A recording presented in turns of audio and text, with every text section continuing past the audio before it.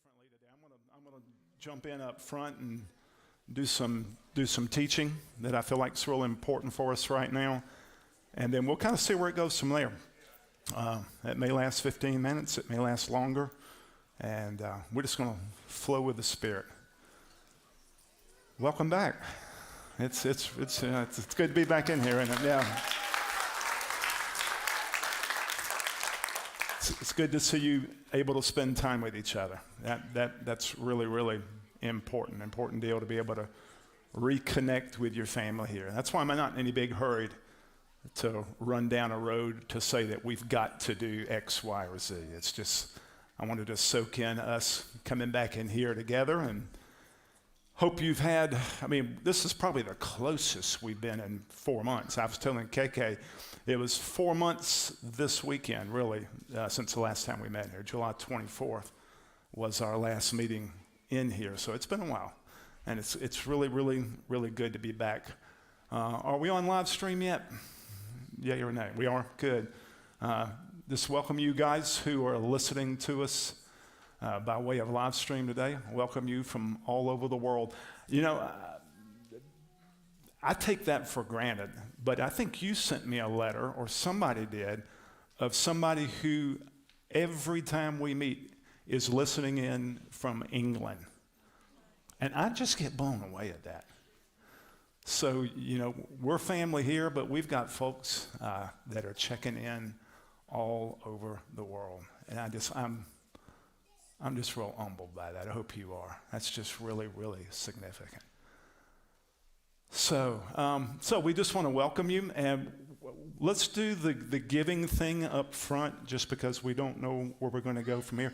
Matt, this sounds like it's a lot of feedback coming off my head back here. I don't know if that's normal or what.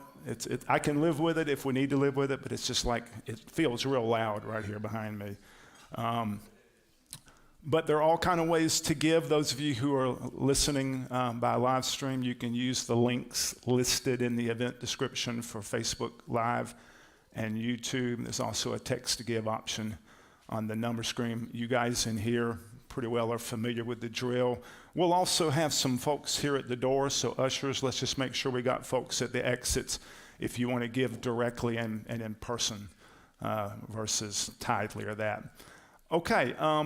We're going to what we're feeling right now in terms of meeting together in this kind of context is kind of an on-again, off-again type deal, which is really going to give some opportunity for some creativity in terms of gathering together that ultimately I think is real important. And we'll give you an example of that in just a moment. So, having said that, we're not going to meet as a large family next weekend. Next weekend's Thanksgiving weekend. We're going to have folks scattered all over the place. But it also gives you an opportunity to go, you know, I want to get a smaller group together in a particular venue. I've already gotten word that some of those things are being planned next weekend. So that's absolutely fascinating. Wonderful and fascinating. 2 weeks from today, we'll gather back in here in one form or fashion. We're going to really try to discern the Spirit and do what the Spirit says do, and trust that and just kind of lean into that. And then we'll probably take that next week off and then meet on the 21st of December. So it's on again, off again for the next 5 to 6 weeks. And we're just going to, again, fly with the wind on that. Fly with the wind on that. So I think that covers that. We'll be communicating by email and all of that in that way. So I'll tell you what, I'm trying to decide how I'm going to roll in this today. Just pray with me for a moment. Here's how I want you to pray, though. I want you to take a deep breath and just breathe in the presence of Yahweh right here, right where you're seated, right now in that now moment. I want you to get a sense of access of His presence right where you are, and just embrace that. Embrace the space you're sitting in. Embrace the time you're sitting in. Embrace this moment. And invite Him in your personal space just to come as deeply as He wants to come. Because that's really why we're here today. So I want you to just take a moment to do that.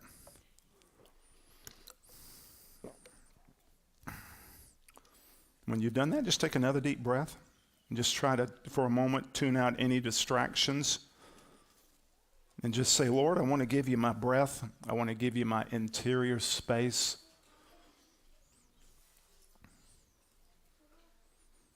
I want to give you room to speak to me. I want to give you room to whisper. I want it to be so quiet on the inside, Lord, that I'm able to hear something I ordinarily wouldn't hear. So I want to speak to any anxiety you might be feeling, any nervousness. I'll go ahead and confess to you, I always am a little nervous when I get in front of people. I'm not quite like Damon. Damon gets up here and just rolls. I'm more one-on-one, I'm more small group, so I have to kind of take a deep breath and really dial in. So pray for me, because I've got some stuff that needs to come out of me today, and if I get too anxious, I can shut that down. That doesn't happen. Don't worry, it's not going to shut down, but just breathe on me as I'm breathing on you, because some of you got some real anxiety. You got some real situations. You got some real stuff going on. We're going to help you with that today.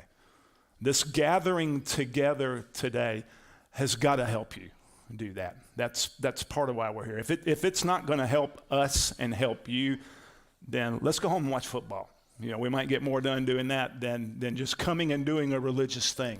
Correct? You agree with me on that? So continue to take your deep breath, and what do I mean by that? I just simply want you to draw upon the Spirit of Jesus, the Spirit of Yeshua, who is more present in this room than I am. It's more real. He's more real. He's more here. So just dial into that and go as deep as you need. I give you permission to check out of here if you need to. You know, we'll get you back here in a couple hours. Send you home. That's quite all right. Some of you can go there. So go there. Because really one of the things I want to say to us today is I want you to be able to go somewhere today. I want you to be able to go to a place. Because I think that's why you moved here. I think that's why we're dialing into this apostolic message here. And what's going on in this family is the opportunity to go to places we've never been before in the Spirit, to see what eye has never seen and what our ear has never heard. I have as much confidence in that today as I ever have.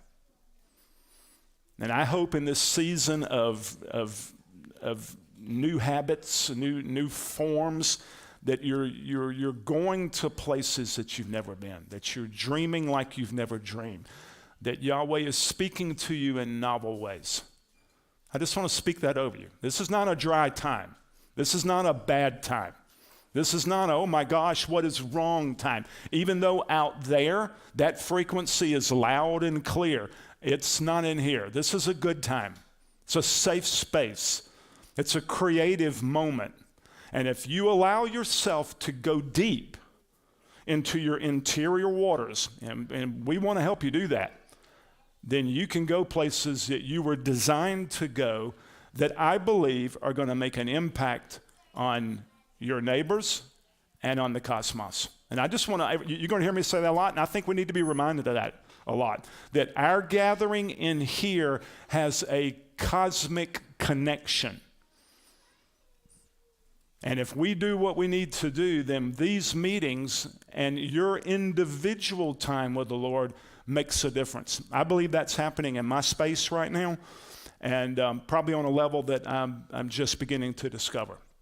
And I'm excited about it, and nobody has to know anything about it. It's not on television, it's not worldwide, but I know my life is making a difference in the cosmos. I know my breath is. I know the fact that I'm here, and it doesn't mean that I think I'm grandiose or narcissistic. I'm starting to see who I am. And so I just want to call you today as we start back into remembrance into your beloved identity. I just want to speak off of us any condemnation right now, any fear. There's that anxiety word again. Any whisper, any frequency that's in this room that would disturb your thoughts over the next couple of hours, I silence that. And if you're able to dial in that, receive that frequency from me today. Receive that faith, that confidence that this is a creative moment. This is a creative opportunity for all of us. Amen? So just dial into that with me just for a moment. I want to do some groundwork today. And a lot of this is going to be review, but as Damon has taught us, review is important. You know, review is, I hope you've taken some of the time over the last 4 to 5 months to review some of the apostolic messages. Because, I mean, we've often joked on leadership that you could probably take one apostolic message that Damon preaches, and there's enough material there to keep you busy probably for a year. You know, that's being conservative. So I hope you're taking time to digest, to go deep. If you've been distracted, use today as an opportunity to say, we're going to call you back in, call you back into focus, call you back into being able to go deep. Okay? You're not off course. You've not missed it. You're not behind. You see what I'm doing? There are a group of psalms called the Songs of Asaph. A-S-A-P-H. If you do a word study on Asaph's name, it means gathering or gatherer. So the Songs of Asaph have a collective or a gathering purpose in the gathered community of faith. What I'm doing right now is I'm gathering your energy. I'm gathering you back. I'm pulling some of you, hopefully, back from exile. If you're here today and you feel disconnected, you feel stuck, you feel isolated, and you feel condemned, the sound of my voice today is a sound of hope to you, a sound of hope to you by live stream. I say that. I'm starting to see faces flash before me of people who aren't even here. And I just want to say out of the depth of my belly, there is hope. While I breathe, there's hope. While I breathe, there's hope. While you breathe, there's hope. There's a reason for that. It's because the breath that you're breathing is the vital breath of the love of Yeshua. And I just want to release that before we go any further into the very depths of your being. I feel that. We're gathering. You see, this is the first time that the collective body has gathered in person. In a while. Well, we've gathered out there. It's a little harder to do it out there, though. We're a little more proximal in here. So let your guard down, okay? If tears come, let them come. If in the course of the next hour or two he surfaces some emotion that you weren't aware was there, that's okay. Because that's what we're going after. Because that's the stuff that's going to keep you from going somewhere. This is foundational. This is basic. This is 101. But I've learned that if you don't do the 101 thing, you can't go to the heights that you were designed to. There is some 101 stuff that we've got to become very proficient in. And once you become proficient in some 101 connection kinds of stuff, then deep space starts to open up. So today's kind of 101. We're going to do some groundwork. I'm going to take what I'm going to teach out of today, out of Psalm 100, verse 4. But let me just back up. I'm reading out of the New King James Version. I'm reaching back into time and space, and I just love the way this sounds, though. Make a joyful shout to the Lord, all you lands. Serve the Lord with gladness. Come before his presence with singing. Know that the Lord, he is God. It is he who made us and not we ourselves. We are his people and the sheep of his pasture. Then verse 4 is where we're going to camp out. Enter into his gates with thanksgiving and into his courts with praise.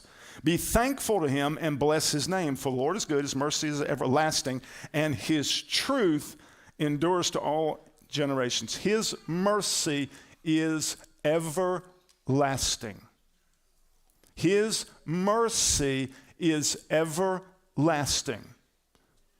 You're not about to get on his last nerve. He's not about to cast you into outer darkness. Can you hear that religious voice wanting to condemn you today? We're going to get rid of that voice. Before it's all said and done, the absence of the voice of religion in this family is going to be a clicker that propels us. Because then, you know what's going to happen? The day's going to come, we don't have to spend time and energy dealing with what we're going to focus on today. I'm not there yet, but we're going to be there so that when we come in here, then we can hit the ground running. I mean, really running. Not because you're on an emotional high, but because you are operating at a higher level of connection and there's not as much dissonant sound in your ear, not as much static, not as much interference, not as much as I hope you're starting to hear some good whispers. I've had more wake-up calls in the night in the last few weeks than I've had in a long time. And they've not been strong, they've been subtle, but they've been invitations. Anywhere from an audible voice to a knock to electronic sounds. But I think it's all having to do with I want to wake you up and I want to take you into a dimension where that is accessible all of the time. Because there are more here in this room than we're aware of.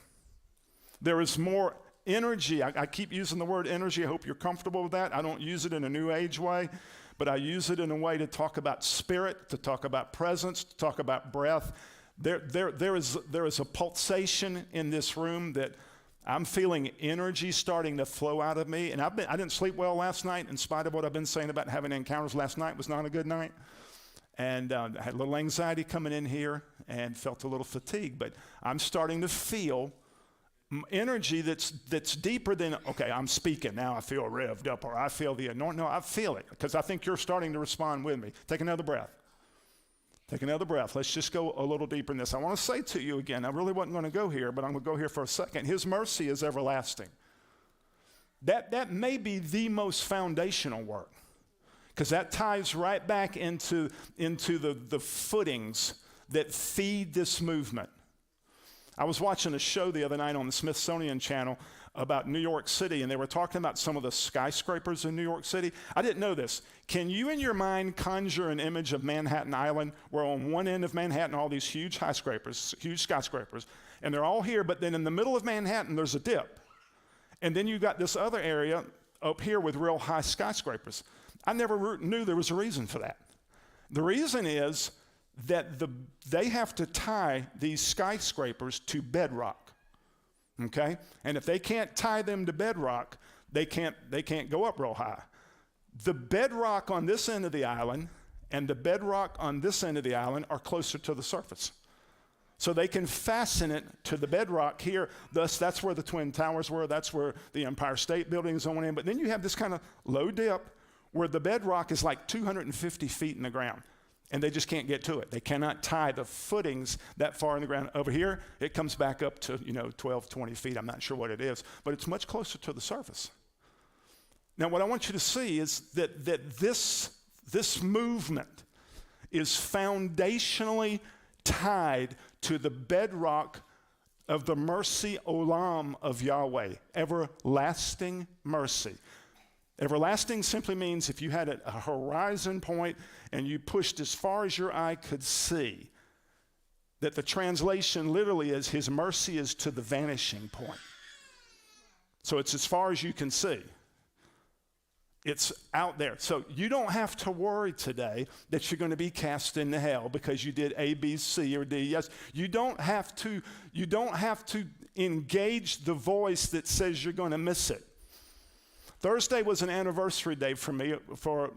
Actually 5 years ago Friday was an anniversary day for me. 5 years ago Friday, I was ushered into a series of encounters that 2 years later, I finally realized birthed me into a whole new world. Damon refers to March 3rd, 4th, and 5th, 2009 as his entry point, his rebirthing point into the world he now is. When I hear him talk, some of you guys knew the old Damon, right? I've heard some of you say, when the old Damon used to preach, I think Nathan Poe, I heard you say that years ago. The old Damon, he da-da-da-da-da. Maybe it was you, Puppins, one of y'all too. And I never knew that old Damon. I came into his world after 2009. And so the frequency that's in him now is the frequency I was joined to. Well, he references March 3rd, 4th, and 5th, 2009. I reference November the 19th, 2016. Now, some of you do your math work, you go, well, gosh, I was here in November of 2016. Gosh, I'm 100 years behind myself, aren't I? 2016. My dad was born in 1916. So in 2016, I was birthed into a whole different dimension. It took me 2 years to realize it. I want you to get a recognition of what we're in. It's not going to be done overnight. Appreciate the small steps. Appreciate the little steps. 2 years later, I'm going, I don't relate to God like I used to. Some of you at that time would come at me and go, you don't preach like you used to. You know, and I didn't, and I don't, because I'm in a different place now. It's not, I don't even call what I'm doing preaching anymore. I'm just talking to you out of the space in which I occupy. But, you know, 5 years ago, Friday was an anniversary day that began to birth me into new space. I just want to encourage you that we're living in a pregnant moment, a pregnant time. And what shifted it for me 5 years ago was something real simple. And I remember standing up here about almost 2 years ago now, saying something like this, because I remember when I spoke it, I was standing over here and I spoke it, and then Damon stopped. He was standing right. He said, you need to come back and you need to say it again. And what I essentially said was this: I now live in the confidence of the utter impossibility of Abba to be anything other than unconditional love. I believe when that shift occurs in the suke of people, the sukkadic space, their soulish space, soulish being good, not bad, but when that shift occurs in your soulish space, most of your psychological issues will go away. But here's the problem. Most of that occurs on an unconscious level. So it's real easy to sit here today and go, I'm good, I'm good, I'm good. I'm not aware of anything. Good luck with that. You know, it's always interesting to me to sit down and talk to somebody. I go, how are you doing? Well, I'm doing really good. I'm doing really good. I said, give me 2 hours with you, you'll be crying. I'm joking. I'm just, that's a little arrogant. I'm sorry. But I've had it happen so many times. Not that I'm that good. It's just that that stuff's in us. I am that good, aren't I? I'll go ahead and tell them, yeah. By golly, I feel this thing. I am that good. I know where I was going to go a few minutes ago, and I completely lost my train of thought. That one got me back on it. I got up on Friday morning, and I read some of my journal notes from a year ago. I highly recommend doing that. Go back and read where you were. You know, it's November the 21st. Go back a year ago when you get home this evening and go, let's go back and see where I was. Go back 5 years ago. A year ago, I said something in my journaling that went like this: He loves me in spite of me. That's not good. Oh, it got quiet because I think some of you thought, yeah, that's it. Yeah, hallelujah. I thought so too a year ago. But when I went back Friday morning and read that note, I went, I don't live in that place anymore. Because if he loves me in spite of me, that means, well, dadgummit, I just have to love you, because if you ever get straightened out, then we wouldn't have, you see? But there is absolutely none of that in him. So if you came into agreement with that statement a minute ago, don't get condemned. Just tuck it away as his grace come in. I want to take you a little deeper. I want to take you beyond in spite of. Because from how I see you, I hear him saying, there's no in spite of. There's no, well, wait, I'd really love you if you could just get this thing worked out or this thing worked out. You know, but I'm still going to use you in spite of that. You see? Just receive that. Receive that. Some of you, if you can go home with that right there, that's enough to keep you busy. And it's enough to open the next layer of encounter. Because just imagine for a moment, if you can get the in spite of dealt with, where could he take you? See, I see Yahweh wanting to take me to places where only his love can throw me, but he's patient in his mercy to deal with the thing that's keeping me stuck here. That's what I really want to talk to you about this afternoon. What's keeping you here when he wants to take you there, but he can't take you there because of the stuff that's keeping you here?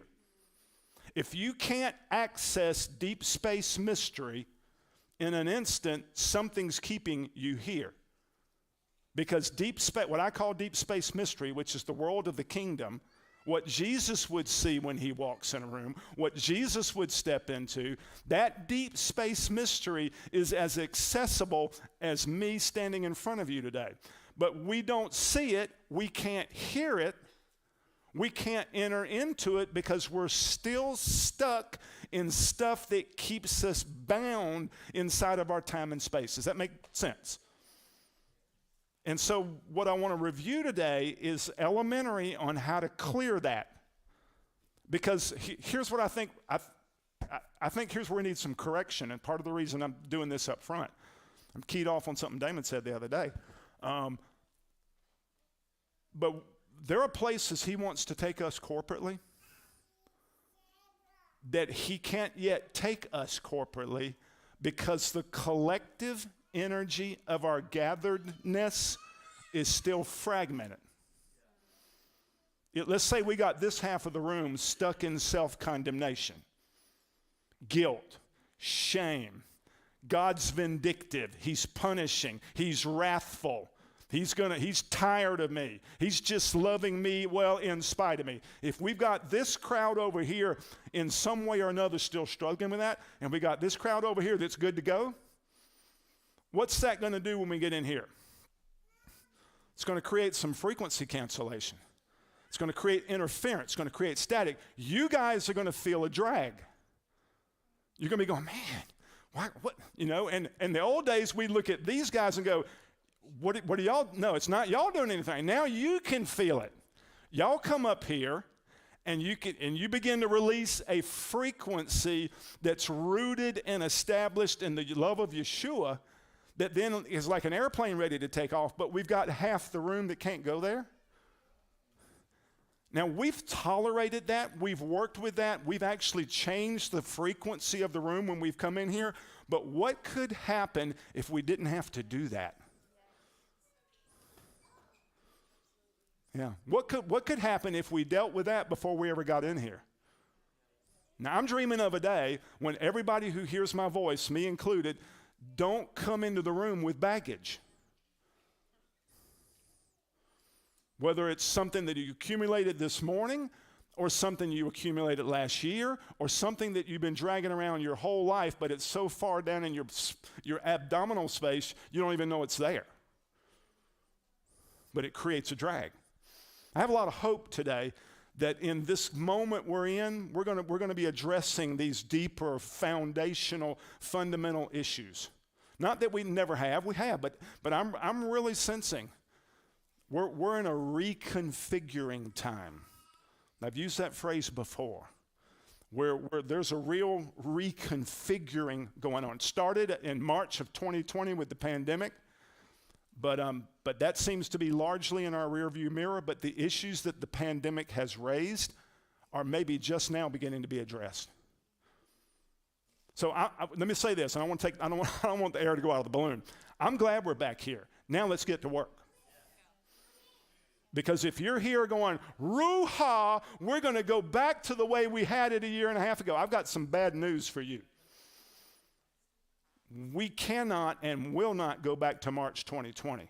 We will go back to March 2020 and reference some things and pull some stuff with us, but March 2020 is screaming at us, I'm trying to get you into new space. But in order to do that, each of us has to be willing to continually say, Lord, reconfigure my hardwiring. My house is less than 5 years old, and I've already got receptacles that are blowing out that are going to demand me to replace the receptacles. I hope that's all the problem is. But I can't ignore it if I want energy in particular areas where I currently do not have it, because something has got to be fixed. Something has got to be repaired. Once that's done, then its power will be resupplied. It will go again. If it demands deeper attention, that's okay too, okay? Don't be intimidated by the deeper work. Because why? His mercy is everlasting. I got all the time in the world. If it takes us, the rest of our lives, to do what I'm talking about today, I'm real good with that. I'm real good with that. I have to look no further than my biological son to go, he's 30 years old and he does not struggle with issues at 30 that I did. I win. Amen? Look at your kids.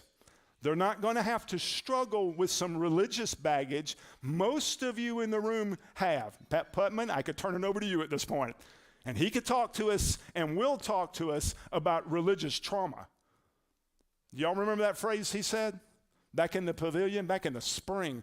It jumped out at me like lightning. And I've told you that privately. But religious trauma. Some of you, your kids will never have to deal with that. And if you don't know what I'm talking about, ask him. Ask Damon. Some of the religious nonsense that many of you had to grow up with, thank God I didn't have to grow up in that environment. I've got my own issues, and they're different, and they're as substantial, but they're not that. I've never had to worry about a vindictive God. That notion to me is as foreign as Pluto is from Earth. I've got other ones, but it's not that one. That's why I can stand before you today and go, his mercy is everlasting. I feel that. And I feel that if we go no further than that, and some of you allow that to come in and reconfigure, I want to say to you, there is grace today for that frequency to get reconfigured. Good? Let it come in. The last little vestiges of self-condemnation, the last vestiges of anxiety that you struggle with, that many of it's rooted in a religious notion of God and a religious notion of yourself. Damon has said many times, if we can ever address the issue of sin consciousness and get your awareness of yourself to get beyond the fact that you think you're still a sinner in the hands of an angry God, if we can get that one thing corrected in 200 people, we win. And I mean by in your consciousness, that thing can no longer reverberate. That thing no longer has a hook. That thing no longer has a home. No longer has a receptor in there that receives and go, well, you're right. I'm just a sinner saved by grace. No, you're not. No, you're not. You are an incredibly, beautifully woven image reflector of the divine God. And when we can go, maybe that's what was behind a while ago. I said, yeah, I can do that. I can shift that thing. I feel that in me again. And the day's going to come when somebody's going to walk in this room and they're going to say, can y'all help me? And they're going to say, I've been here, and I can't get help, but can y'all help me? And every one of us are going to say, not this. Well, go talk to the preacher. Our preacher's pretty cool. He can help you. Because that's the system I grew up in, and it liked to have killed me. Because I had a line in my door at First Baptist Church, Huntersville, that was 2 weeks long because I got a reputation for being the expert. I ain't playing that game no more. You want me to tell you who the experts are? Your beloved identity. Walk out there and they come in. I don't care if they've got 50 demons inside of them. Don't say, well, we've got a deliverance expert in our church and they can get these devils out of you. No, you can. And you don't have to do some religious fire dance to make it happen. I will never forget a moment in Carolina Revival. I was sitting over here and Damon was teaching and there was somebody in the room making a disturbance. And it wasn't hard, but he just looked at me and went, and I knew then what to do. And I quietly walked back, and I didn't go, devil, in the name of Jesus, come out. I just went back, and I got behind this person, and I put my hands on his shoulders, and I just went,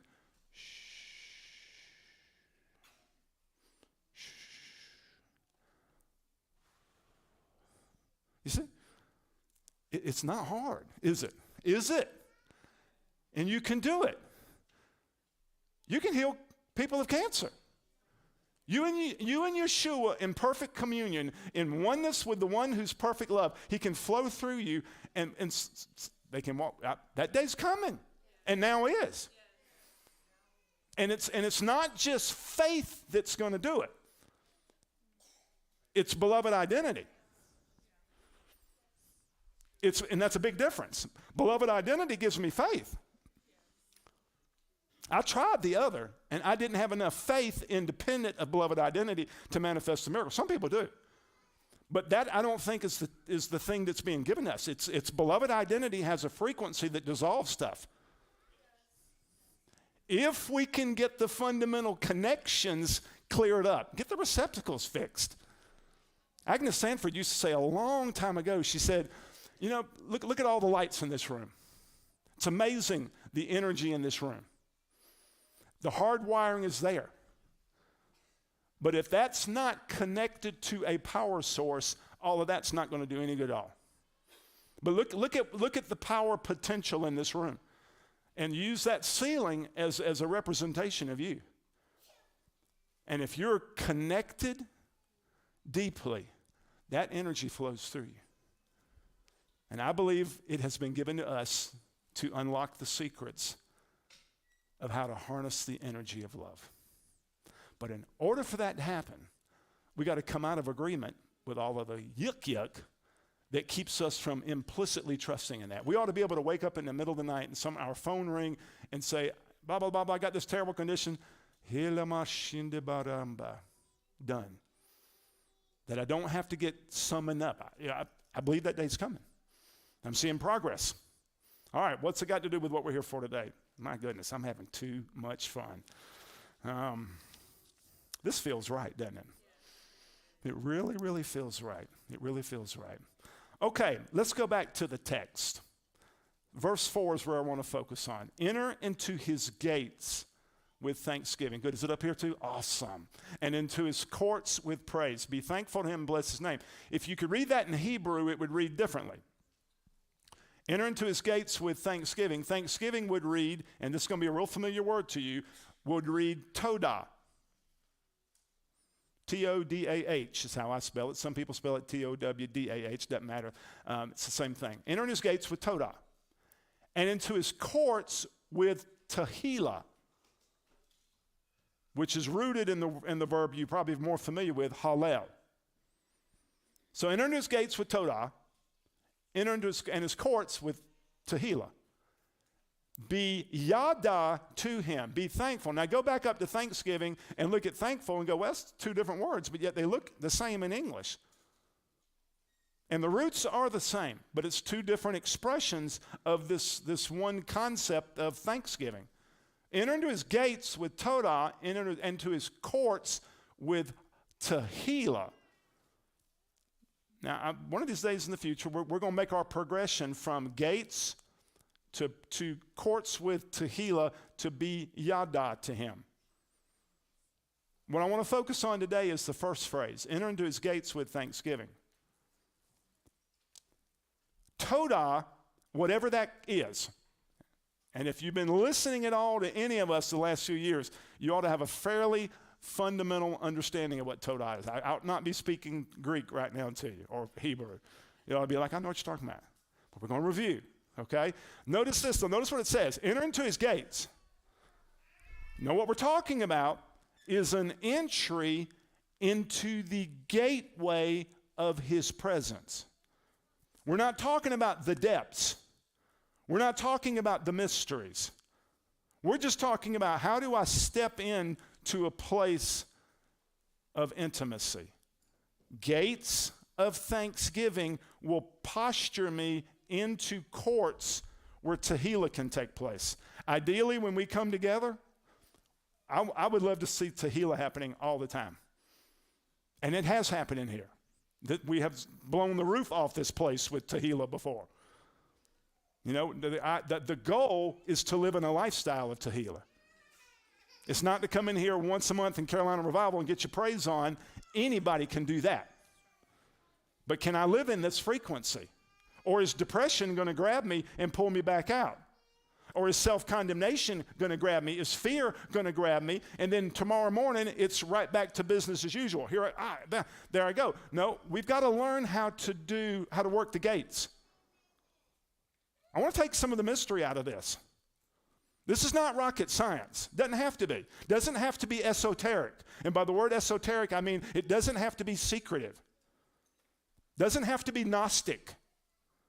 Shh, nobody else knows what we're talking about. That was the whole heresy in early Gnosticism, was that truth could only be revealed to those who possess certain qualities. No, it's available to all. All beloved have this access. And the beloved learns how to work the gates. Because the beloved has learned to posture. But it's not, see, here's where it gets tricky. I'm engaging with most of us right now on the level of your intellect, right? Because I can watch you, you're pondering, but just because you'll know now, you can go home and go, okay, Todah works the gates. I'm going to work the gates. Good luck. Good luck working the gates with your mind. I have seen that fail miserably for me and for others. And probably anybody in this room, I'm more in the group, way more in the group of folks who go by here. God gave me a beautiful gift with a wife who does not operate that way. She can go here, but she goes here. Therefore, she doesn't struggle intellectually with the stuff I struggle with. So we can understand how gates work intellectually, but not work them. The gates of the heart are the gates that have to be open. Above all else, guard your heart, for from it flow the issues of life. So it's the heart deal. How can I work the gates of thanksgiving with my heart? Just know this, the way in is by way of Todah. I do not think you can get into the deep space, into the inner place of the most holy of holy place, unless we learn to navigate these gates. We got to work Todah. I don't think you can get there without it. I don't think you can live there. If that's true. If that's true, we enter gates, his gates, by way of Todah. That's what it says in Hebrew. So it's fundamental to go, what is Todah? How do I work it? How can I work my way through whatever I've got to work through to open gates? Otherwise, if the gates closed to you, again, this half of the room, you're in self-condemnation, religious crap and all that kind of deal. You can't work the gates. That's why you're in a funk. Anybody in a funk today? I got news for you. That's why you're in a funk. You have not learned to navigate the gates. And here, religious codependency causes you to come to a room and expect somebody up here, namely Damon Thompson, to magically open those gates. Then you ride off the energy of his coattails, and then tomorrow morning it doesn't work. And we got to grow up, because these guys up here can't do it. They can unlock and move gates while we're in here, so long as I know how to respond to that and own the fact that I've got to open my own gate. But if I've got to ride off the energy of somebody else, that they've got to be in the room or got to be in the seat to do that, that's codependency. That's enmeshment. And the body of Christ as we know it in the West is hopelessly enmeshed and codependent. And it's one of the reasons it lacks transformation or lacks transformative power, because we haven't learned how to, it comes back to that, open gates. So we're learning, okay? I'm not saying to you today, you don't know how to open gates. I'm not going to condemn you like that. We're learning. But I'm saying as we traffic through time, now in November of 2021, we need to go more intentionally in doing that. You see? You don't need counseling to do this. In fact, I've spent too much time counseling teaching this. I can teach everybody right now how to do this, where you can begin to work and navigate. It's not rocket science, I say again. It's not hard. It's not for the professionals. Good? Hear that. Hear that. Enter into his gates with Todah. If I can walk in Todah, you know what gates do? They open up. And then I'm able to go to places, my gosh, I didn't know you could go here. It's not the only thing that opens gates, but it's an essential, I believe, first step. And if I learn how to do it well, then I will find my way, and now listen to me, into the transformative dimension of the presence of God. Enters courts with praise, where the Tehillah frequency is moving inside of you. That's just huge. When Todah becomes Yada, which becomes Hallel. You follow me? Todah moves into Yada, be thankful to him, which ultimately morphs into Hallel. They're all frequencies. They're all vibrational deals. And as I learn to receive the breath of Yahweh in an ever deeper way, in an ever open posture, then I can move from Todah into Yada. You see, right now, if all of a sudden we got a lot of people here.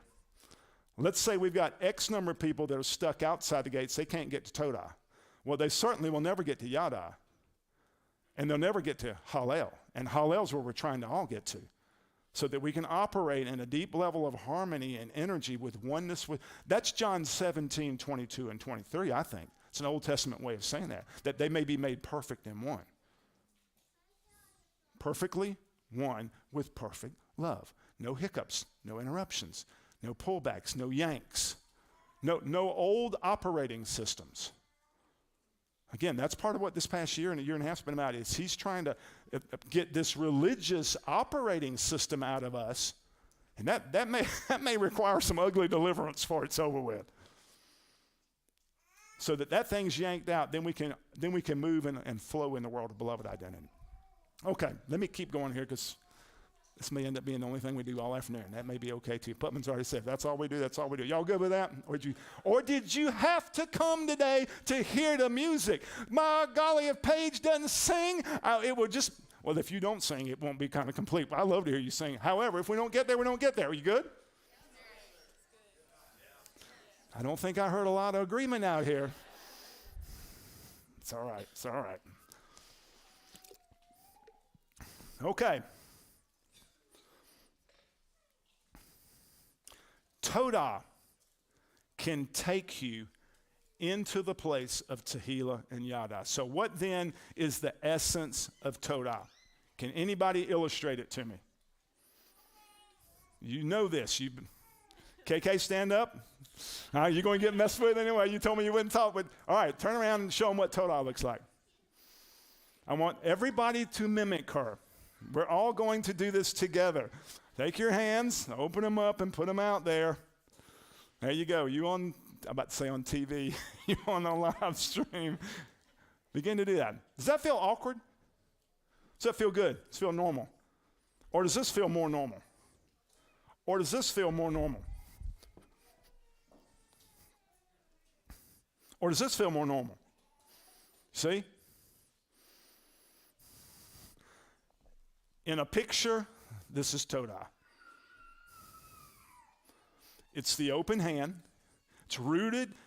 Todah is rooted in the, you can put them down now, unless you just want to. You can do it there for us. You stay out there wide open, that's cool. I'll hang with you.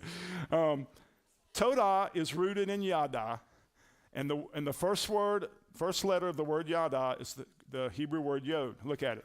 It's shaped like this, which pictographically it is the open hand. So the writer is trying to show us something incredibly significant about a posture that opens gates. In a sentence, this opens gates. In a sentence, this doesn't. Nor does this. And this particularly doesn't. This is the opposite of Todah. It's the clenched fist. It's called kaf in Hebrew. The letter kaf looks a little bit like that. Yod looks like this, kaf looks like this. So how do I open gates that lead to courts? I've got to learn to stay open. Now by openness, there's a lot of things here, but it's really transparency. It's honesty. In fact, I'm going to say something here that I want you to remember. This is a quotable one, okay? The first requirement of love is honesty. Let me go ahead and say this to you. I cannot have a relationship with you if you're dishonest. People who have teenagers and say, well, my child's in rebellion and blah. Let me just say to anybody, I don't care if you're a teenager, 12, whatever, look at me. The moment you start lying to mom and dad, I remember telling Griff that. I said, the moment you start lying to me, I can't have a relationship with you because I can't trust you. And if you lose my trust, Bubba, you've lost everything. So let me just talk to some of you. If you're lying, let's just take it out. I feel in me about that. The moment we start lying to each, how are you doing today? Oh, brother, I'm fine. Liar. Love can't work with that. At that moment, there's a stone wall to the energy of the love of Yeshua, which is the energy that can move mountains. But if I hold back and I can't be transparent, I can't be honest, and I can't be confessional, because that's what this is about. And I've never been to a religious place in my life where this is done well. When I was in my late 20s and I first started realizing I was one messed up Bubba, guess where I had to go to find this? I found it at Alcoholics Anonymous, and a lot of Christians love to poo-poo AA. I've heard them, oh, AA, they just ain't spiritual enough. Well, they've got one thing we don't, and that's this. But I remember connecting with those guys in my 20s, and also a bunch of self-help, former religious people going to a conference in Charlotte, North Carolina, going, my gosh, these people are more alive than the people I'm preaching to every Sunday. And they were transparent, they were open, they were honest, they were missing some stuff, but they got this down. Thus, I went in there and went, what am I feeling? What I'm feeling is the openness. No shame, nothing hidden, nothing covered up, no guilt, because it's all opened up. But what does religion teach us to do? We're scared to be real with Abba if we've not made the shift of consciousness that Damon's been talking about for the last 2 years. If we can't trust him or can't trust in the utter impossibility of him to be anything other than love, then I'm going to do this. Then I feel like I got a posture. I got to put my game face on. I got a mask, which is the essence of the leaven of the Pharisee. You take that thing out and let it metastasize, it looks like a Pharisee. Then, no way I can receive you because I've never done this, so therefore I'm going to judge you. And I'm going to give you 150 different rules to follow so that you can't even come close to confronting me with my own masking. In fact, it sends the religious persona into, But we can't get there without this. Let me put it another way. Moses has probably one of the most important encounters in the entire Old Testament in Exodus chapter 3, where he encounters a burning bush. And the voice speaks to him out of the burning bush, calls him by name. Now, I will pray that you will be able to hear the whisper of your name from a voice that comes from another dimension. It is the sweetest thing I have ever heard. Johnson.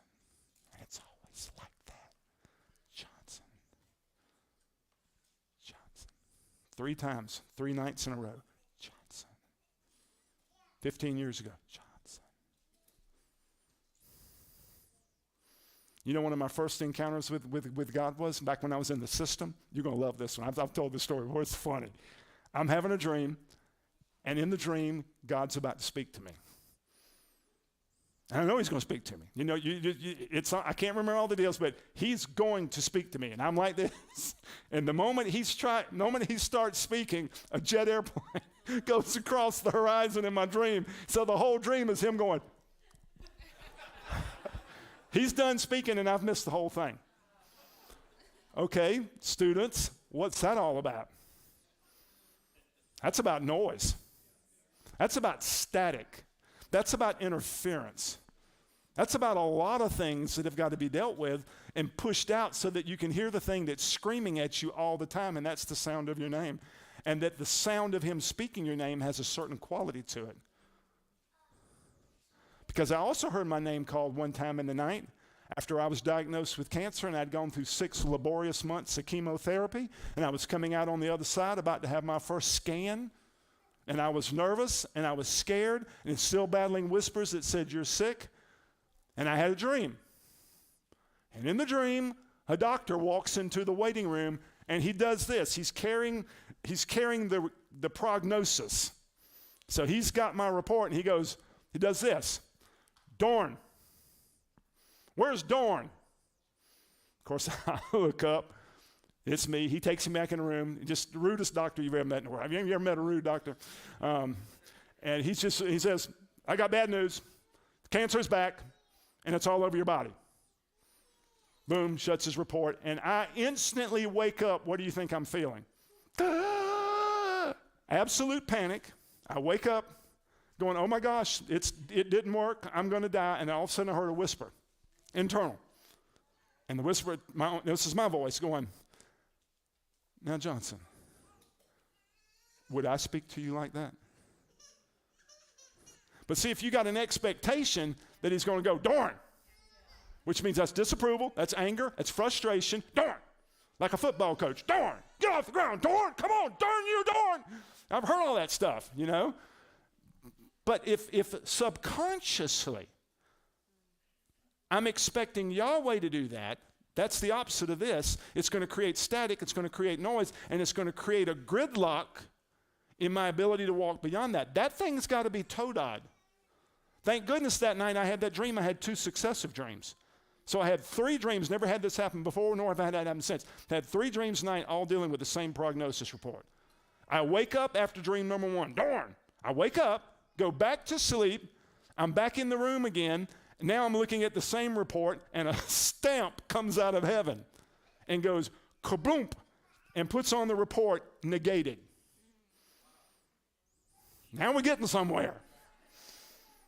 I've got a PET scan in 3 weeks at that time, and I'm going, negated. So I don't wake up this time. I go right into a 3rd dream. There's that report again. And now the report's in a foreign language I can't read. So it's all, it's just gibberish, except one phrase repeated 3 times. All is well. All is well. All is well. That thing is so deep in me, I can speak that over anybody in this room right now. I don't care what you're facing. Hear me. All is well. I say that to the biggest giant in this room. All is well. It's all is well. It will be well. All is well. But you hear it? You hear what I'm talking about? And being able to hear that. But in order to do that, I've got to unpack some baggage. So that frequency that's constantly broadcasting. I'm starting to play around with guardian angels. And I've always been a little, people want to talk about angels, oh, that's those flaky, Pentecostal types and all that kind of deal. And, not that I don't believe it. I've just never seen it handled well. That's just me, okay? Some of you maybe take me outside and say, let me show you. Blah, blah, blah. But why not? What's in this room right now that we cannot see? Some of you do. I had a girl in my Baptist church 25 years ago. She would sit back in the back and she would look up. Now, I didn't know what was going on for a long time until she told me. And she said, Johnson, she would talk like that. Johnson, I see the most beautiful angels behind you when you're preaching. And so I was like, mighty God, what do you mean? And so the next time I'm up preaching Sunday morning, she's back there and then she does this. She's just white and then she goes. That ruined it. I'm like, want to know what's wrong. Of course, I can't see a thing. So I just dismissed her as a flake. She's just flaky, and she was flaky. But flaky people see stuff.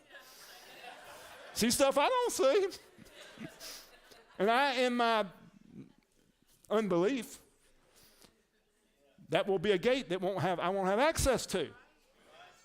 Ooh, I feel that. So if I'm going to err, and I've heard Damon say this, we're going to err on the side of giving you permission. That may not mean we're going to let you stand up and teach about angels, but we're going to give you permission to go for it.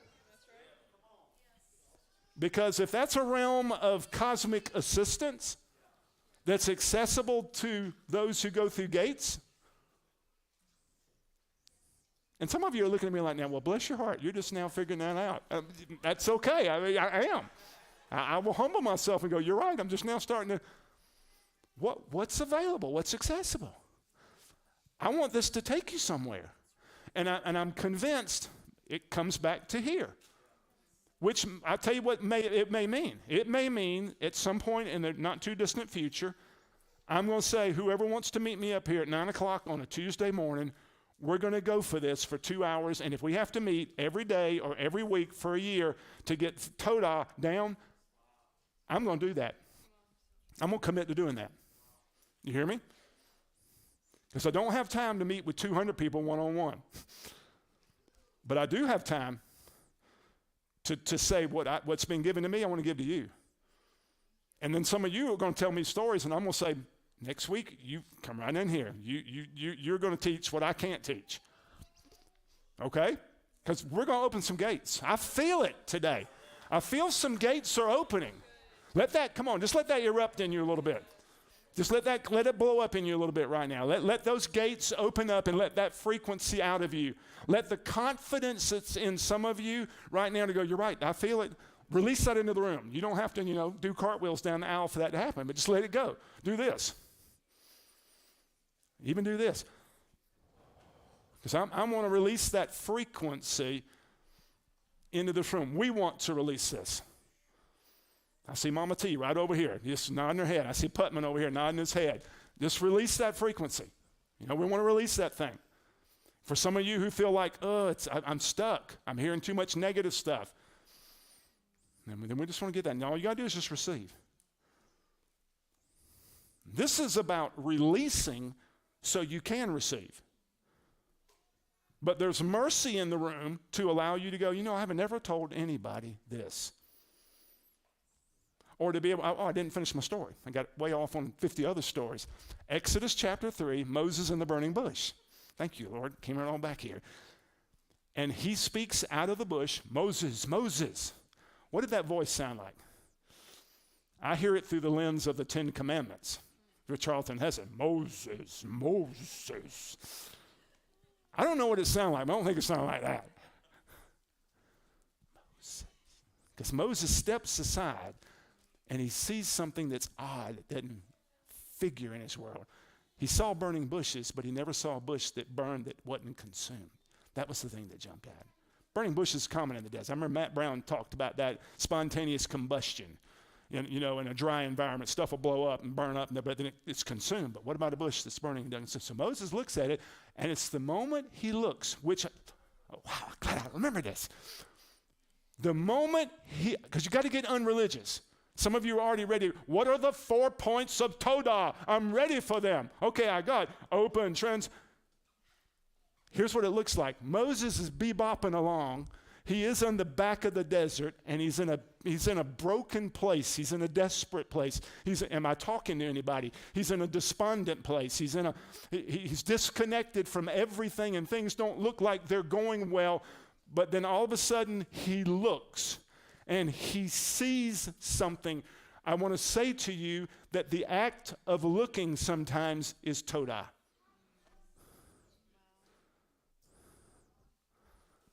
Pay attention to clocks. Friday morning, on the day of my 5th anniversary of my encounter of going into a new world, I lumber out of bed and I sit on the side of my bed. I'm sleepy, I'm not spiritual, and I'm starting to wake up, and I look over the clock and it says 5:55. And I could go, 5:55. And I was sleepy. But something that was enough presence to go, tuck that away. And that day became an incredible day of starting to hear stuff around the number 5. And what he was saying, it's 5th anniversary, Johnson. I'm about to take you into 555 time. Homestead Act of 1862. Homesteader lives on a piece of land. Hear me, I'm talking to somebody. For 5 years. 5 years. That land will be given to them. 160 acres of land under the Homestead Act of 1862. All they had to do was show up and live. And in 5 years, how many of you have been here 5 years? Stand up. Stand up. Let's get clear. If you've been here at least 5 years, stand up. I feel it. I feel it. Lift your hands up. I'm going to get charismatic Pentecostal right now. Lift your hands up in the air and say, in some way or another, I receive my inheritance. There's an inheritance. You endured. You made it. You stayed. You could have left. You could have walked away. Feel that. You don't have to. All that qualifies is you stayed. I don't care if you've done a terrible job. Just receive that. Just go get in that space with the Lord. Let my voice just simply be a conduit. But go to that place and say, I don't know what it means. I don't know what it looks like, but I'm going to receive an inheritance. I believe it's today. I believe it's yours today. It's a 1-1-2-1-2-1 day. 1-1-2-1-2-1. 1-1-2-1-2-1. 1-2-1 Homestead Road. 1-2-1 Homestead Road. Damon preached that, 5 years ago? The Homestead Revelation. The Homestead Act, 5 years. Expect changes. What's it going to require of you? Okay, you can sit down now. That's good. That's good. That's awesome. How many of you are in year 4? Stand up. Get off your butt. Stand up. Stand up quickly. Stand up expectantly. Don't stand up like you're 100 years old. Some of you stood up like this. Well, sit back down then, because you're not going to receive. No, I'm getting legalistic here. I'm getting mad. That's how I'm just messing with you. Open your hands. It's your 4th year. Year 5's coming. What if he's in a good mood and says, I want to give it to you in 4 years? Come on, come on. What if you're his favorite? Come on. What if he's like, no, you're my favorite. I'm just going to give it to you a year early. Oh, well, but that thing's 5. Now, what if it's 5 time? He's monkeying with it. Come on. Just receive. I want you to receive, because I feel like he's in a real giving mood today. I feel the power of thanksgiving. I do. I do. I feel the power of thanksgiving flowing. Lord, have mercy. I feel it. Woo, just you 4-year guys, receive it right now. Right there in that place, receive it and see things shifting. See stuff unlocking, opening up, see gates opening. Lean into whether or not that's difficult. Now, some of you hadn't been here 4 years, and you're going, well, I've been here 3. Well, then get in on it. Who's to say you can't? Maybe he's just in an incredibly good mood today, because he's always in a good mood. And he responds to Todah. Just be open. There you go. There you go. You can sit down now. That's good. How many of you, man, we're just going to go here, okay? And I want you to stand up quickly. How many of you felt like that you have received a bad inheritance for whatever reason that needs to be shifted? Just stand up. Nobody. Anybody? Well, if you don't look around, if you feel like you're stuck, all I want to do is just release it. That's Todah, just to stand up. So if everybody good? Everybody on board? There you go. There you go, man. That's perfect. Come on, anybody? There we go. Don't be ashamed. We're going to shift it. Because see, there's that. And the rest of us, come on, just pray into that. All the way back now. There we go. Just feel free to stand in. There's no shame in that. No embarrassment in that. That's courage. That's radical Todah. So just step on into that right now. Because I say the inheritance is shifting. And right now, that which has stood in the way, or you have feared, or you have felt it, right now, because of that courageous act, it begins to set into motion something inside of you. While those of you who are standing, I want you to see gates that have been closed. I want you to see them open. And whatever you felt like disqualified you, I want you to see that obliterated, because that's what I'm seeing. I see Jesus coming saying, I'll take that. I'll take that. I'll take whatever you thought disqualified you. Come on, just see that with me. That's faith. I want you to see that with me. Right now, just begin to receive that. Those of you who feel this, just start dialing in on somebody right here, right now. Just that's good. It's shifting. All you got to do is open your hands and go, I don't know how to do this. Gosh, it's got to be more complicated. No. That's a real act of courage. Just stay in that. If you feel emotion stirring around that, let it come up. It's okay. I would love to see Yahweh come after trapped negative emotion inside of us around some of this stuff. Because if you've been here 3 years or 2 years and you made the move and you haven't seen progress, you may be hearing this voice that's so common. I've done something wrong. I've done something to disqualify me. I'm here to say you cannot be disqualified.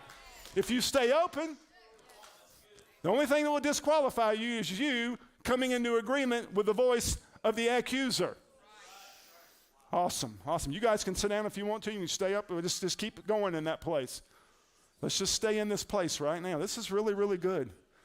This is about Todah. This is the interchange. This is Moses looking at a bush, and because he looked at the bush, I want you to see that as Todah. That's how we jumped into that a while ago. Shifted the room. It can simply be you walking into Food Lion and seeing something and allowing it to be seen in a different way. I'm going to plant a seed for future teaching. Part of what he's wanting to do is to see through, let me put it this way, to see through some walls that you've created that he doesn't see. You with me? Some of you are operating within a room, an infrastructure that looks and feels very real. And you would argue with me or argue with somebody else, well, there's a wall there. Come on, have some common sense, Johnson. There's a wall there. What if this wall's really not here?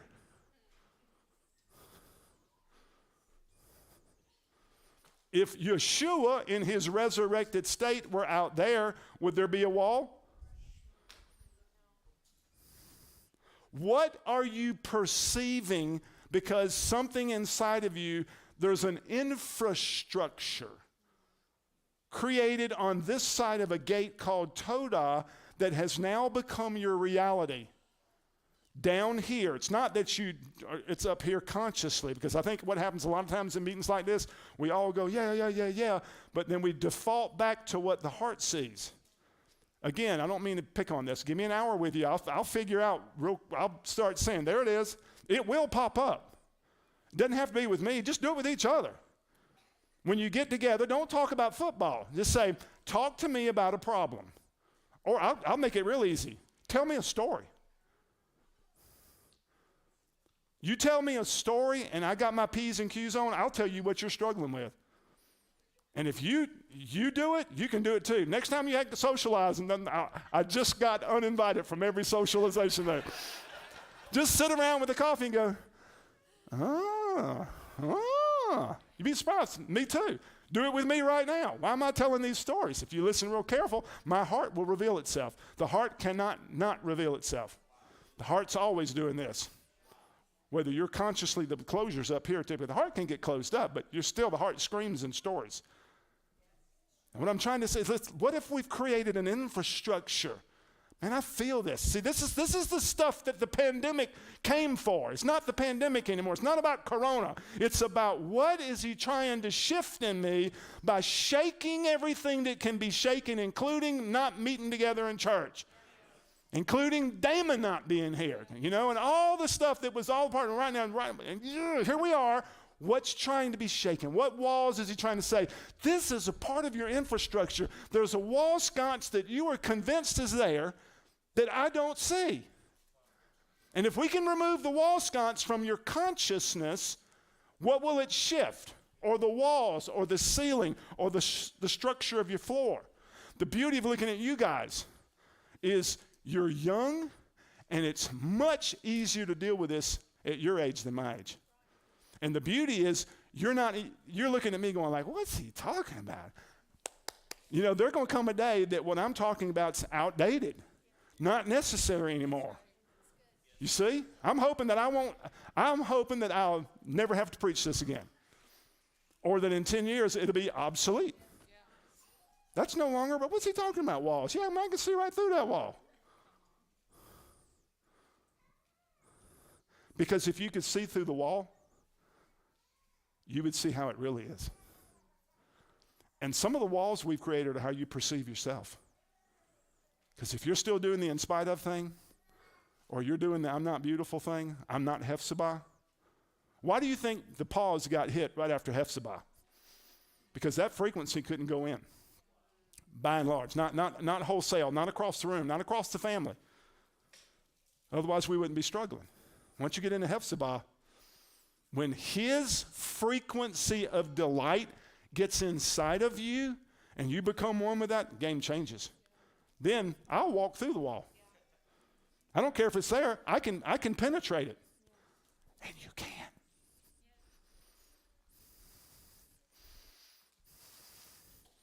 By way of love. Feel that? Feel that? I doubt we're going to sing. I feel, you all okay? You're going to be madly disappointed? Then go home and cut on iTunes. You'll be fine. I promise you will be. I feel this. I had no idea that we would do this. And any piece, Tammy, Putman, Lyndon, you just jump in here, but I'm just going to keep going because I feel it. I feel that we're flirting with some gates. Melanie, you feel anything? Jump in here. Flirting with gates. And gates opening by something as simple as this is the first step. There are more. But if I cannot get open, honest, transparent, particularly, let's even back it up to step 1A, about the bad stuff. How many times have I heard this said to me? Well, Johnson, I need to tell you something, and I've never told anybody ever before. And the person I'm talking to is married for 25 years. Or they're 40 or whatever. And they're about to tell me something they've never told anybody. If you're carrying a secret in here today, that is going to become a gate that can become damning and closing. The beautiful thing is you're in a great place to be able to go to a coffee shop and say, I need to tell you something I've never told anybody before. And you can tell one of these guys up here. And the only reason I'm pointing them out is they're younger, and in traditional church, we dismiss you. Drake, I may need to have breakfast with you next week and tell you something I've never told anybody before, and he would not have a problem with it. He'd be able to receive me and say, okay, Johnson, come here. That's okay. I love you. I forgive you. It's all right. It's going to be okay. I'm ready to see some walls disappear. I'm ready to see some reconfiguration. Some of you have configured your life within the parameters of a room like this, and he's saying, not in grandiose ways, but if you could see what I see. So there's some seeing through that he wants to see through some things that you've defined. Just know that hearing this message today is a word of hope. You don't have to go home and go, oh, I don't know what I'm doing. I can't figure this out. It's really easy. It's just a matter of being open. He has a way of communicating this. He has a way of getting the message. Today's a part of that. We get back together in 2 weeks, we'll pick up from here. I don't know what it's going to look like or what it's going to be, but we're going to listen. We're going to dial in because I believe this is a very, very significant time. Maybe right now you need to start thinking of some folks who aren't here that you love very much, who are where they are right now because walls have come in. And I'm telling you what, you want to make a difference? You getting in the secret place, sitting down, and getting real open and begin to feel such a connection with Yahweh that then you're able to see in that place that person in the healing light of Abba in such a way that those walls begin to come down. Agnes Sanford practiced that to such a degree that she was probably one of the most fascinating women of the 20th century, and most of us have never heard about her. And I stumbled upon her by accident 30 years ago, had no idea who she was, wasn't looking for her or anything. She's been dead 40 years if you're curious. She died in her 80s in 1980, but she just saw everything. Let me say this much. She lived I've told this story before, she lived the last 10 years of her life in the Los Angeles area on the San Andreas Fault, on a house that was on the fault line. And her assignment the last 10 years of her life was to pray over the San Andreas Fault, and there was not an earthquake in the entire 10 years she lived on that fault line. And she said she'd wake up in the morning and could feel the ground trembling. And I never heard her voice, but I can imagine this 75-year-old lady. All right, now, settle down. And she would not even get out of bed, but she'd extend her hand and go, settle down now. Settle down now. She stopped a drought in Wyoming in 24 hours. That was devastating. A rancher called her in from California and said, Agnes, you got to come. Said, my farm's drying up, my cattle are dying, and we can't get it. She got on an airplane, went to Wyoming. I just love this. And she starts talking to the jet stream. Not once does she say, oh, God, please come and stop the drought. No, she just said, "Ooh la la ma, by the authority you've given me, I talk to you, Jetstream. Come on now, begin to shift your winds now. Your winds are dysfunctional. Hey la la ma." And she began speaking, and she got on the plane, and nothing happened. But by the time she got home, the rancher called and said, "Agnes, rain started," and thus ended the drought. I got up at 2 o'clock. I think it was 2 o'clock. It was either 2 or 4. And did one of the most childlike things I've ever done a couple weeks ago. I was telling you and Putman about that the other day. And it sounds so childlike, but I felt more authority than I have ever felt talking to my trees and to my earth. 4 o'clock in the morning, I walked out and just went, "I'm loved. I am loved. I am loved." Just come on and receive that with me. I'm going to say it again just so that you can say it to yourself. I am loved. I am loved. I am loved. Actually, I stepped ahead. I forgot step 1. See, I'm getting so good at this, I skipped step 1. Actually, the first thing I heard was, "Johnson, you were loved. You were loved. You were loved." You could hear that being spoken to me. Then I translated it and said, "I am loved. I am loved. I am loved." That thing got in me. Then I was able to go back, and then standing on my porch in the middle of the night, looking out at, it was moonlight, looking out at my trees, and I just did this, put my hand on the rails and went, "You were loved. You were loved. You were loved."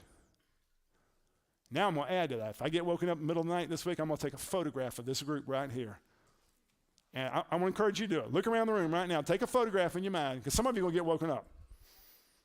And all I want you to do is walk out on your porch, open your window up, wherever you are, and just look out and see the trees, see the spot of land, see this group, and just go and dial in, zero right in, and go, "You are loved. You are loved. You are loved."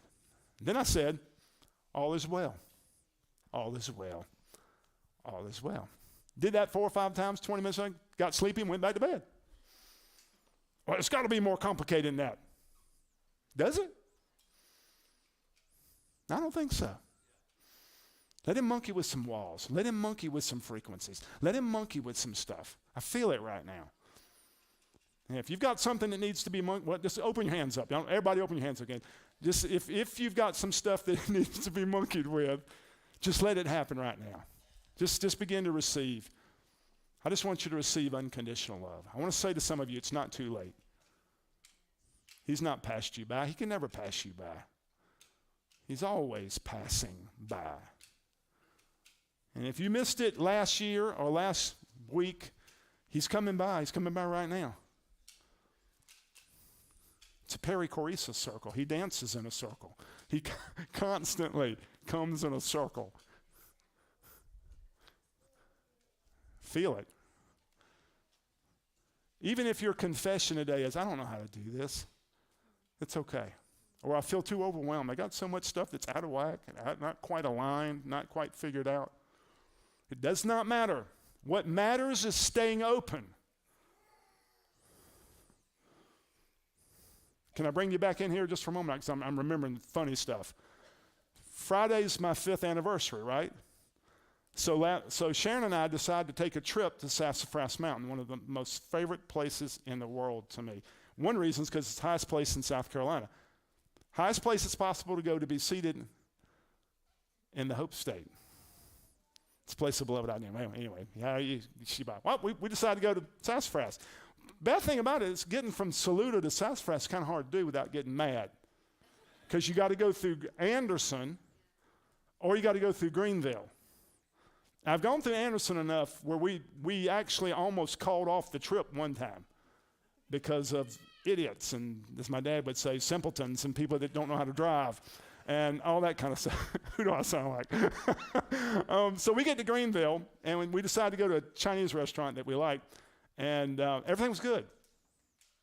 All the frequencies are doing. I'm doing Toda. I'm open, and it's 5:55 morning. It's going to be a great, great morning, and all that. And I'm looking until I get out of the Chinese restaurant and pull up at a red light. How many of you been to Greenville? How many of you know the hellish nightmare Woodruff Road is? If you've been to Woodruff Road, you know of which I speak. If you do not know of which I speak, I warn you, stay away from Woodruff Road. I pull up to a red light trying to get out of the Chinese restaurant onto Woodruff Road, and you can't get out.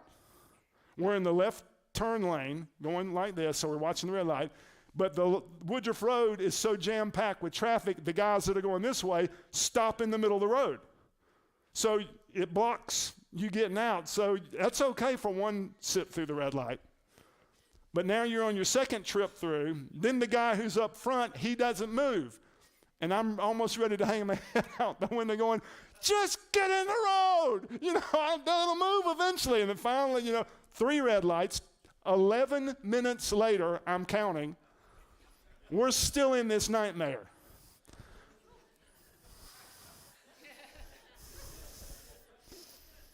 Get on 385, go all the way into town, and get on the Stone Avenue, some of our old stomping grounds. I spent a lot of time in Greenville in a previous life. And there's the traffic again. Now, by this time, I'm getting irritated. Really irritated. Now, what do you think he's going to be able to show me when I'm real irritated? Not a whole lot. Well, we finally got out of Greenville. It gets better. We get back out in the country. And we're going through little places like Dacusville and Pumpkin Town. There's actually a Pumpkin Town, South Carolina. And then we find our way up to Sassafras. And y'all, something really neat happened to us on top of Sassafras. We get to Sassafras. There's 4 other people up there.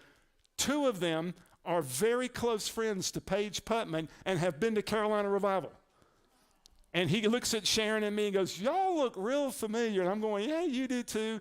And it's Kyle, if some of you may remember. He's 4 or 5 years ago from church he used to go to. They're real tied in with Paige, and there they are. And I'm like, well, this is pretty neat. Here we are on Sassafras. I'm redeeming my day. We get back in the car and decide to go through Anderson because Greenville didn't work out so well. And by the time we got through Anderson, we were going to eat at a restaurant that was packed to the gills. So we ended up doing a Cobb salad takeout through Chick-fil-A and ate at your mom's house and then came home. And by that, I was in a foul place, and thank God I didn't operate with performance orientation because I could have disqualified myself. I could have said, well, you blew it. You got PO'd at everybody. You were ugly to her mama. You were ugly to this kind of thing. And I was. I want you to know that. I was a jack. I was. And she got back in the car and let me have it. Then I almost turned my wrath on her. It's like, shut up, leave me alone. We didn't get that bad. We did finally have to say, we better quit talking. Let's just be quiet for a little bit. Have you ever been that aggravated? I want to say that's maturity. If you're so spiritual that never happens to you, then okay. But every now and then we'll still get that tangled up where it's like, all right, shh. Not another word, and we did for 30 minutes. It wasn't it. We just like it was maturity. Then by the time we got home, we were able to talk a little bit better, and it went uphill from there. You can tell your side of the story later. She's got a slightly different version of that story. That's okay. But I share that with you to say we're all in this process. Todah is a process. How do you stay open on a bad day? How do you come back to Yahweh after you blew it? And here's the beautiful thing. All it requires is what Moses did in Exodus 3. Fine, now I'm back there again. I'll finish this and then we'll quit. The bush is on fire. The bush speaks his name, Moses, Moses. And guess what he says? King James, New King James, it sounds real stylized, sounds real formal. And he simply says, notice my hands. Here I am. Again, you got to get out of the religious deal. I heard it years ago. Here I am. No, what if there was more to that encounter? Moses. And he could see the fire, and he could see the light, and he probably wanted to run because who's this voice? What is this voice? But something enabled him. What was it about the sound of the voice that enabled him, instead of just going, oh my God, what is that? Taking off to go,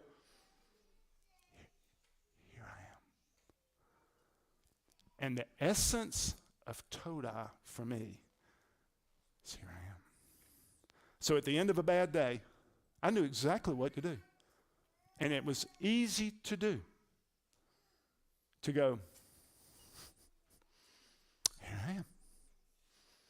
I'm in a mess. I'm tangled up. I'm jangled. I don't know how to get out of this. And guess what happened the moment I did that? I could feel that which was tangled and tight because, one, I did it fairly quickly and was able, I could feel it just by saying, here I am. And I cataloged each moment where I was a jackass and said, instead of going, oh, I'm a worm. Well, notice how I even said that. You know, it's okay to say I'm a jackass. I'm not cussing. That's in the Bible. You want some fun, you want some humor one day? Go read the story of Abraham saddling his donkey in the King James. It is a hilarious reading because it doesn't say he saddled his donkey. It says he saddled his ass. And it's just, it's funny. It really is. Go have fun with that. Now, where was I?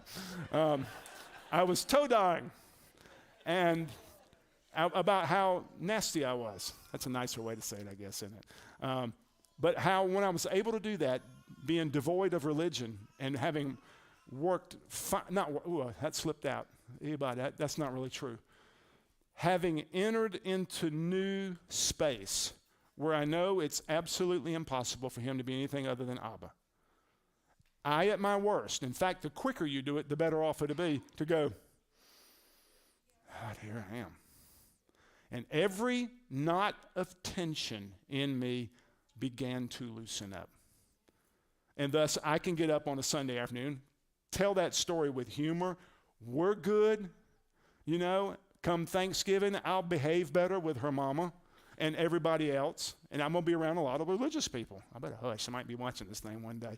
And I'll behave myself. I got some work to do. Y'all pray for me. I got a little more toe-on to do.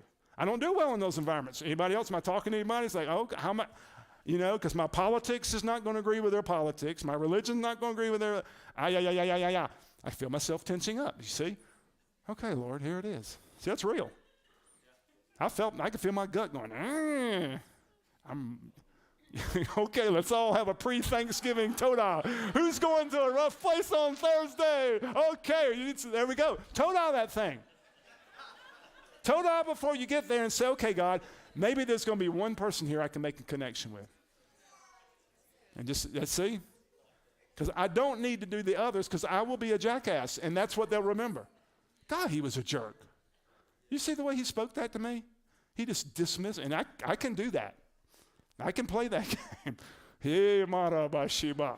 If I was operating in self-condemnation, I'd sit down right now and say, Putman, somebody take this ball because it's not about that. We got to learn to do this. Now, if you start doing this on a superficial daily level, let me tell you what's going to happen. You're going to become aware of deeper tension. You're going to try this and you're going to breathe deep enough or all of a sudden you may get in touch with some panic or some knotted up stuff that goes so deep you don't even know what it's about. Hang in there and stay open. He will give revelation, he will give content, and ultimately he will give freedom. There may be some tears in front of you the deeper you go. We're going to pick back up here later. I feel this kind of winding down. But I want you to know, gates open with the open hand. They stay closed when you do this. So you have to learn how to open up and stay open. When I look at you guys, all right, y'all are 14, 15, 16, all in that brain. Okay, 10 years from now, most of y'all are going to be married. And you're going to be sitting in here like this over here. Just look ahead.